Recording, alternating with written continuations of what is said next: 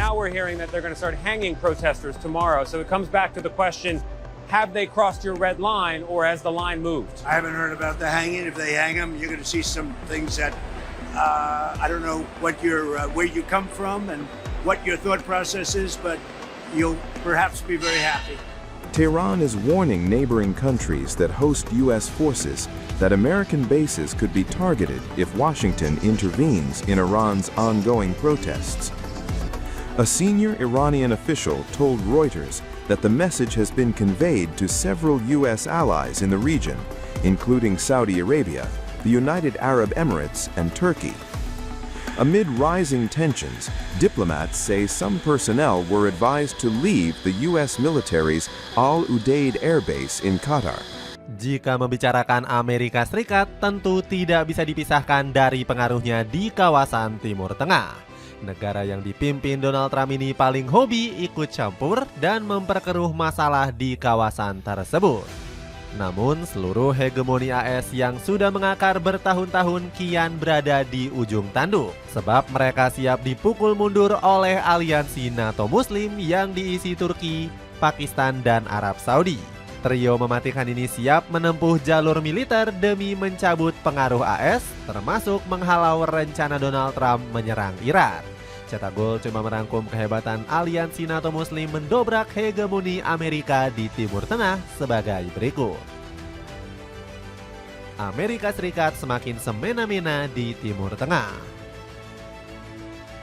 Sudah menjadi rahasia umum bahwa Amerika Serikat gentar mencampuri urusan negara lain.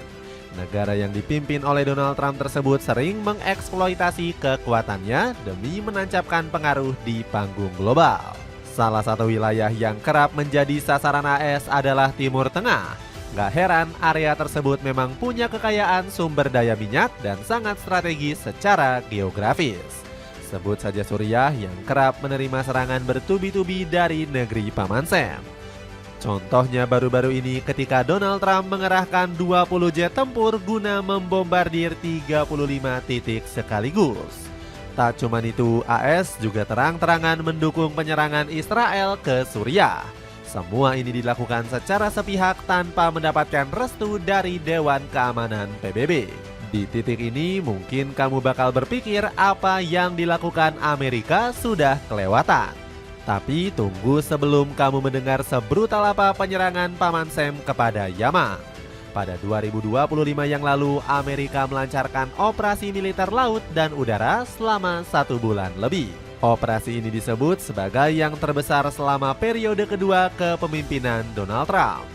Menurut laporan AS, setidaknya 500 hingga 600 misil Houthi Yaman berhasil ditumbangkan dalam skema tersebut.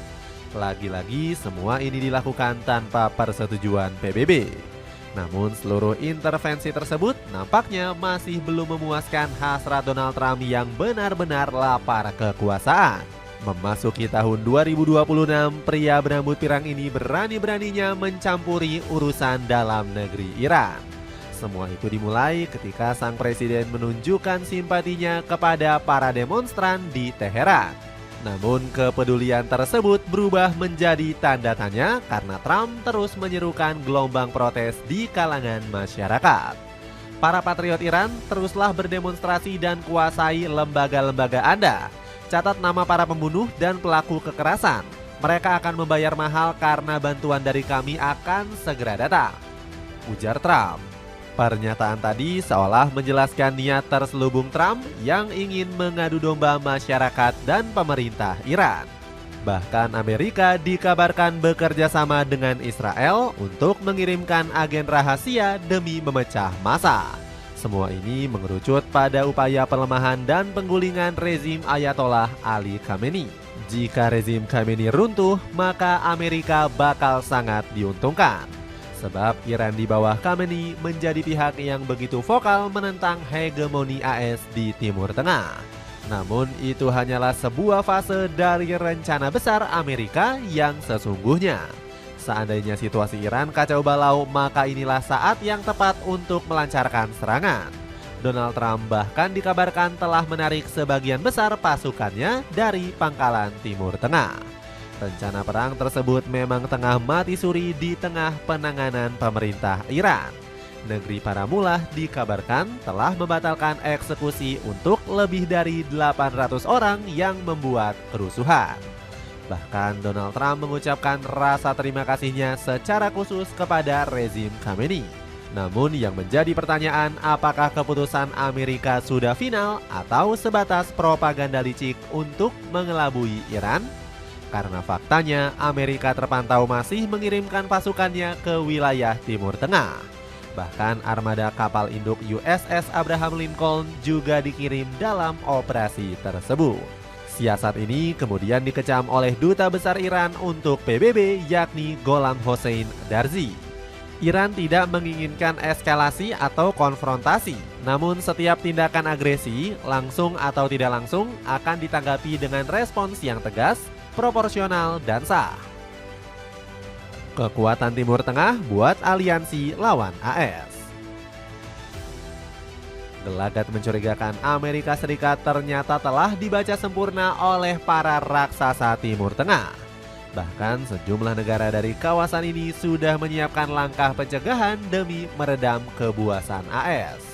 Terbukti dari langkah Arab Saudi dan Pakistan yang meresmikan Fakta Pertahanan bersama pada bulan September 2025 kemarin. Pada dasarnya kerjasama ini mengusung gaya militer seperti aliansi NATO. Apabila salah satu negara diserang pihak asing, maka itu akan dianggap sebagai serangan terhadap keduanya. Potensi tersebut akhirnya mengundang ketertarikan dari negara raksasa lainnya seperti Turki. Negara yang dipimpin oleh Recep Tayyip Erdogan tersebut tertarik bergabung karena persamaan kepentingan di tingkat regional. Terlebih aliansi tersebut dinilai mampu memberikan keamanan tambahan di tengah ketidakpastian komitmen Barat. Manuver tersebut dipandang sebagai upaya negara-negara Muslim untuk saling memperkuat diri. Alhasil, mereka tidak perlu bergantung lagi dengan kekuatan besar seperti Amerika Serikat. Apalagi negeri Paman Sam juga tidak bisa diandalkan karena lebih mengutamakan kepentingannya sendiri. Hal tersebut disampaikan oleh Ali Oskan selaku ahli strategi di lembaga think tank TEPAV yang berbasis di Ankara. Karena AS memprioritaskan kepentingannya sendiri dan kepentingan Israel di kawasan, dinamika yang berubah dan berdampak dari konflik regional mendorong negara-negara untuk mengembangkan mekanisme baru untuk mengidentifikasi teman dan musuh. Di sisi lain, kekuatan baru NATO Muslim dinilai mampu menggetarkan dominasi politik dan militer Amerika di Timur Tengah. Sebab ketiga negara yang bergabung saat ini sudah memiliki komposisi ciamik dan saling melengkapi. Bayangkan saja Amerika barangkali tidak bisa berbuat banyak jika dihadapkan dengan uang Saudi yang melimpah lewat cadangan minyaknya. Sementara itu kekuatan alutsista dan persenjataan nuklir bisa menjadi ancaman jika Paman Sam berani macam-macam. Semua ini disempurnakan oleh Turki yang mempunyai keunggulan militer dan maju di sektor industri. Lewat kerjasama ini, Turki yang selalu gagal mendapatkan nuklir juga bisa memenuhi ambisinya. Sebab pihak Ankara bisa memperoleh payung nuklir lewat organisasi NATO Muslim yang memungkinkan kerjasama dengan Pakistan. Komposisi tiga negara tersebut dinilai sudah cukup untuk memukul mundur Amerika dan segala intervensinya dari Timur Tengah. Termasuk rencana mereka dalam mensabotase demonstrasi dan rencana penyerangan ke Iran. Jaket waterproof dari Triple F ini punya banyak pilihan warna buat jaga style kamu tetap kece waktu camping atau motoran. Cek linknya mumpung lagi diskon besar-besaran. Siap membantu negara-negara yang berkonflik. Tak hanya menghapuskan hegemoni Amerika Serikat, aliansi NATO Muslim juga memiliki satu tujuan besar, yakni menjamin keamanan dan perdamaian kawasan di tengah ketidakpastian global. Kita tentu ingat dengan insiden perang 12 hari yang melibatkan Iran dan Israel pada pertengahan 2025. Kala itu Timur Tengah belum punya power yang cukup untuk menghentikan pertumpahan darah di Teheran. Padahal negara-negara besar seperti Arab Saudi, Lebanon, dan Yordania telah menekan Israel. Mereka bahkan sampai meminta bantuan komunitas internasional dan Dewan Keamanan PBB untuk menyerukan deeskalasi konflik sejak serangan pertama Israel. Namun apa yang terjadi justru sebaliknya, karena Israel semakin semena-mena dan melanjutkan perang hingga 12 hari. Akhirnya Iran pun terpaksa menghadapi konflik tersebut sendirian melawan Israel dan Amerika. Namun dengan adanya aliansi NATO Muslim, masalah serupa diprediksi semakin jarang ditemui. Hal ini dikarenakan pengaruh Arab Saudi, Pakistan, dan Turki sudah cukup kuat untuk mendamaikan konflik di regionalnya sendiri. Sebagai contoh, ketiga negara tersebut bisa bekerja sama memberikan tekanan terhadap negosiasi politik di Suriah. Apalagi Turki sempat menyatakan ketersediaannya untuk mengatasi masalah tersebut.